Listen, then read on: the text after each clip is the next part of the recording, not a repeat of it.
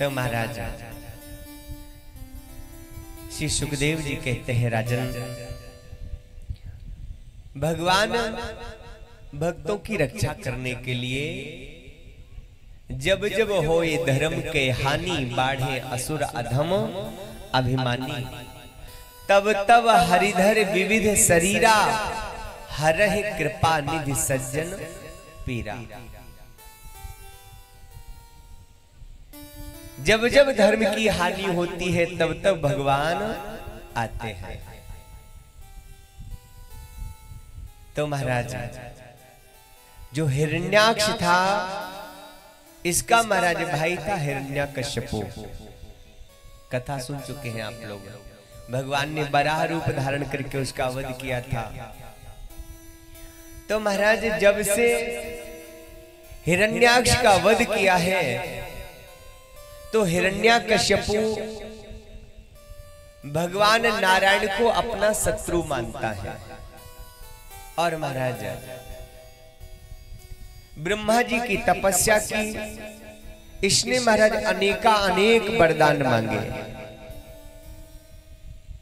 दिन में न मरे, रात में न मरे, ऊपर न मरे, नीचे न मरे, बाहर न मरे, भीतर न मरे, अस्त्र से न मरे, शस्त्र से न मरे, नर से न मरे, जानवर से न मरे, 12 महीनों में न मरे।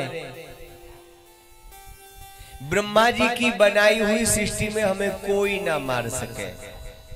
ब्रह्मा जी बोले बस कर भैया, कितना मांगेगा। अब वरदान पा करके इसको लगा कि अब तो हम अमर हो गए, अब हमें कोई मारने वाला नहीं है, क्योंकि ना दिन में मरेंगे ना रात में, न अंदर न बाहर, न ऊपर न नीचे, तो फिर मरना ही कहां है। लेकिन महाराज इसका अत्याचार ऐसा बढ़ा, ये तो भगवान को अपना शत्रु मानता है।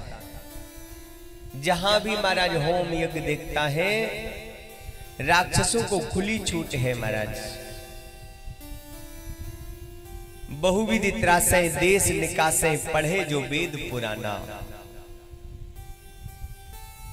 पृथ्वी तो महाराज घबरा गई। लेकिन महाराज हुआ क्या। परीक्षित जी बोले गुरुदेव एक बात समझ में नहीं आती। ज्यादातर हमने देखा है कि भगवान दैत्यों के ही पीछे डोलते रहते मारते हुए, तो क्या भगवान पक्षपाती है, दैत्यों को ही मारते रहते हैं? बोले नहीं, ऐसा नहीं है, भगवान पक्षपाती बिल्कुल नहीं है। कर्मण्ये बाधिके रस्ते मां फलेषु कदाचना, कर्म प्रधान विश्व कर राखा, जो जस करे सो तस फल चाखा।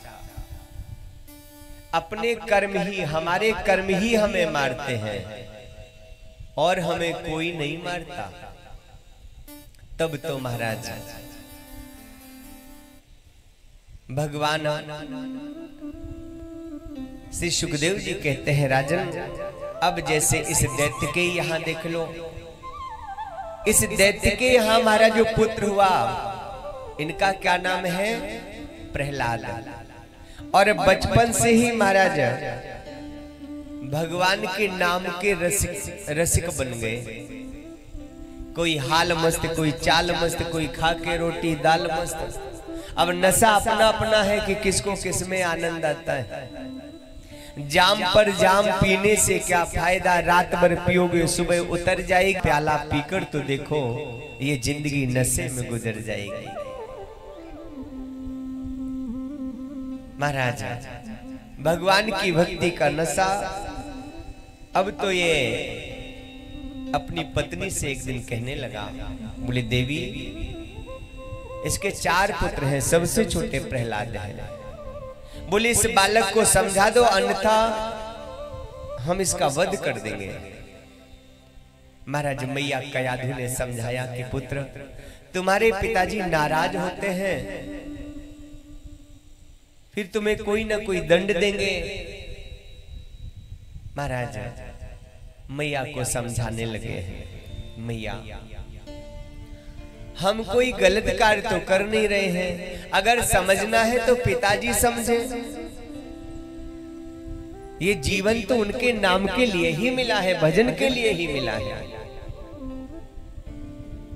जब समझाने पर भी बात नहीं बनी तो महाराज विष का भोजन कराया, सर्पों के साथ में सुलाया, पर्वतों से गिराया। जाको राखे साइया मार सके न कोई, बाल न बांका कर सके चाहे जग बैरी होए। कुछ भी नहीं बिगड़ा महाराज। खुले छतों के चिराग कब के बुझ गए होते। कोई तो है जो हवाओं के हाथ थामे हुए हैं। ये परमात्मा की कृपा ही तो है महाराज, नहीं तो ये आता ताई संसार को तहस नहस कर डाले। तो महाराज प्रयत्न कर करके ये थक गया। एक दिन इसकी बहन जी आ गई। इनका क्या नाम है? होलिका। बोले भैया बड़ी चिंता में लग रहे हो। बोला बहन क्या करूं, ये दुष्ट मानता ही नहीं है, हमारे शत्रु का नाम दिन रात लेता रहता है, हमारा तो बड़ा दिमाग खराब है। बोले भैया चिंता न करो, भगवान सूर्य की दी हुई चुनरिया हमारे पास है, उसको ओढ़ के अगर बैठ जाओ तो कितनी भी अग्नि जलती रहे फिर कोई जल नहीं सकता। ये उस चुनरिया की खासियत है। अच्छा, फिर तो महाराज नन्हे से प्रहलाद को बुआ जी ने गोदी में ले लिया। भतीजे की सबसे अगर महाराज कोई अच्छी दोस्त होती है तो वो बुआ जी होती हैं। सबसे प्यारा मित्र बुआ जी के रूप में मिलता है भतीजे को। तो आज बुआ जी आ गई। बोले लल्ला चलो हम तुम्हें खेल खिलाते हैं। ये तो निर्मल मन है। बुआ जी चलो आ जाओ हमारी गोद में। ले लिया महाराज। लकड़ियों के ढेर पे बैठ गई और कहा कि आग लगा दो। खुद चुनरिया ओढ़े, प्रहलाद को गोद में लिए। लेकिन जिसको महाराज परमात्मा चाहेगा वही तो बचेगा। होए है सोई जो राम रच राखा, को कर तर्क बढ़ावे साखा। राम जी का जब युद्ध हुआ रावण से, बानर भालू भी महाराज मारे गए। तो इंद्र से कहा कि अमृत की वर्षा कर दो। इंद्र बोला प्रभु अमृत की वर्षा करेंगे, राक्षस भी तो पड़े हैं, जैसे तैसे तो मरे, कहीं फिर जीवित हो गए तो। सुधा वृष्टि भई दो दल माही, जिए भालू कपिन निश्चर नाही। जिसपे भगवान की कृपा होती है। तो महाराज बुआ जी बैठी, उसी समय हवा चलने लगी। ऐसी महाराज घुमड़ घुमड़ करके हवा चली। हरि प्रेरित तही अवसर चले हो मरुत 49। सो चुनरिया महाराज बुआ जी के शरीर से हट गई और प्रहलाद जी के शरीर से लिपट गई। अब बुआ जी जलने लगी। बोले आग बंद कर दो। वो राक्षस कैसा जो सीधा सुने, राक्षस उल्टा ही सुनता है। बोले भैया बुआ जी कह रही तेल और डाल दो। सो बुआ जी की होली बना डाली महाराज। अब रात्रि जब सवेरा हुआ तो प्रहलाद के जो मित्र थे महाराज बड़े दुखी हुए। बोले देखो हमारा मित्र चला गया, चलो भैया एक बार उसको प्रणाम ही कर आए, उसकी मिट्टी माथे से लगा लेंगे। अब जैसे ही महाराज पहुंचे सो प्रहलाद तो महाराज मंत्र जाप करते हुए बोले भैया ये तो अपने मित्र की आवाज आ रही है। जैसे ही महाराज धूल हटाई तो प्रहलाद को देखा, सो सब एक दूसरे को हृदय से लगाने लगे। महाराज टीका लगा रहे, एक दूसरे को गले मिल रहे हैं। और उधर से हिरण्याकश्यपु की पार्टी वाले आए। उन्होंने देखा कि ये दुष्ट अभी भी जिंदा है, बुआ जी फूंक गई। सो महाराज मारे गुस्सा के वो धूल एक दूसरे की आंखों में भरने लगे, उठा उठा के पटकने लगे, कोई नालियों में, कोई कीचड़ मारने लगा एक दूसरे को। आजकल भी दृश्य देखने में आते हैं।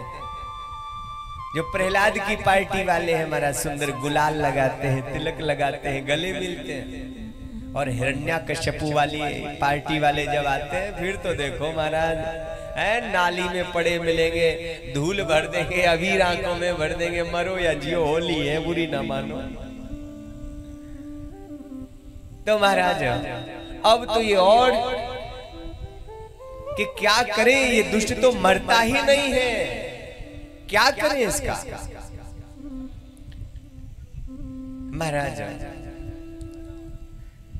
इनका एक गुरुकुल चलता है, हिरण्याकश्यपु का एक विद्यालय चलता है। दैत्य है तो दैत्य वाली पढ़ाई हो रही है। सो महाराज संडा मर्क गुरुपुत्र हैं, इनके गुरुजी हैं शुक्राचार्य। तो महाराज संडा मर्क जी आ गए, गुरुपुत्र बोले महाराज आप चिंता न करो, इसको हमारे साथ भेज दो, हम इसको पढ़ा देंगे, वही करेगा जो आप कहोगे। ले गए महाराज विद्यालय में, और भी दैत्यों के बच्चे पढ़ रहे थे। तो गुरुजी के सामने तो महाराज बैठे रहे शांत, और जैसे ही गुरुजी इधर उधर जाए सो भजन शुरू। बालक बोले भैया प्रहलाद तुम्हारे पिताजी ने तुम्हें इतनी बार मना किया, तुम मानते भी नहीं हो, तुम्हें मरने से डर नहीं लगता। प्रहलाद जी बोले हमें कौन मार सकता है। बोले तुम्हारे पिताजी मारना चाहते हैं। बोले जब तक भगवान नहीं चाहेगा तब तक हम मरेंगे नहीं। मारने वाला है भगवान, बचाने वाला है भगवान। भैया तुम्हारी बातें तो अच्छी लगती हैं, और तुम्हारी बातें सुन सुन के हमें ऐसा लगता है कि हम भी थोड़ा भजन करें, लेकिन तुम्हारे पिताजी से बड़ा डर लगता है। प्रहलाद जी बोले अच्छा एक बात बताओ, अभी तो खेलने खाने के, पढ़ने के, मस्ती करने के दिन है। प्रहलाद जी बोले भैया एक बात बताओ, मनुष्य की आयु कितनी है? 100 वर्ष। तो 50 साल तो सोने में ही निकल गए, क्योंकि रात्रियां आधे दिन आधी रात, आधे दिन आधी रात। तो 50 साल तो सोने में ही निकल गए, क्योंकि रात्रियां निकाल दो आधी हो गई। अब महाराज शुरुआत के 5 साल 5 वर्ष जो होते हैं, आपको लगता है कोई बच्चा भजन पूजन करेगा? और जैसे ही 5 साल का हुआ पीजी, फिर एलकेजी, चलो पढ़ने, उधर से आप पढ़ो ट्यूशन। फिर महाराज पहले पढ़ाई की चिंता, फिर नौकरी की चिंता, नौकरी लग गई अब छोकरी की चिंता, बड़ी टेंशन महाराज जीवन में। अब एक बात और बताओ, आपने 20 साल तक पढ़ाई में निकाल दिए, 25 साल में फिर शादी हो गई। शादी के बाद लगता है कि आप भजन कर पाओगे? भूल गए राव रंग, भूल गई कुड़रियां, 3 काम याद रहे, नौन तेल लकड़ियां। हेलो, हाँ वो विद्यालय से फोन आया था, उधर से ही आना मिलते हुए।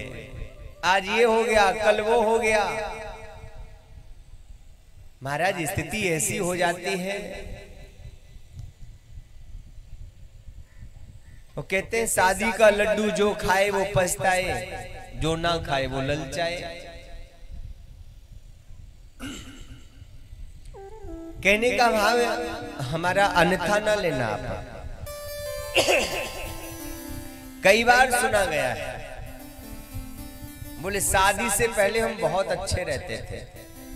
ताने मारते हैं पति लोग, शादी की जब से हुई है शादी। कुछ लोग तो कहते आफत गले पड़ी है उसको निभा रहा हूं। आप ये ना सोचना कि हम ये बातें बना रहे हैं, सुनने में आती है, वो बताने लगते हैं। एक पत्नी से परेशान पतिदेव पहुंचे ससुराल, और ससुर से आपसे बोले, बोले ससुर जी ये आफत आपने हमें दे दी, हम क्या करें, कैसे निभाएं, आफत है आफत। ससुर जी बोले बेटा चाय, बोले चाय, अरे हमारा तो जीना हराम है, आप चाय की बात करो, कैसे निभाएं, आफत है। ससुर जी ने प्यार भरा हाथ फेरा, बोले बेटा तुम्हारे पास तो आफत है, हमारे पास तो आफत की मम्मी है, हम भी तो निभा रहे, ऐसे ही चलना है, सब होता है। बोलो राधे राधे, बोली गोविंद भगवान की।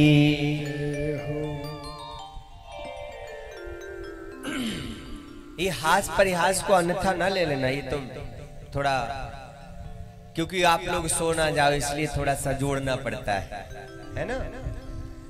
तो महाराज प्रहलाद जी ने समझाया, भजन कर मस्त जवानी में बुढ़ापा किसने देखा है। तब तो महाराज प्रहलाद जी झूम झूम करके नाचने लगे, और साथ में महाराज जो भी सखा थे, उनके मित्र जो थे, सब नाचने लगे। आइए हम लोग भी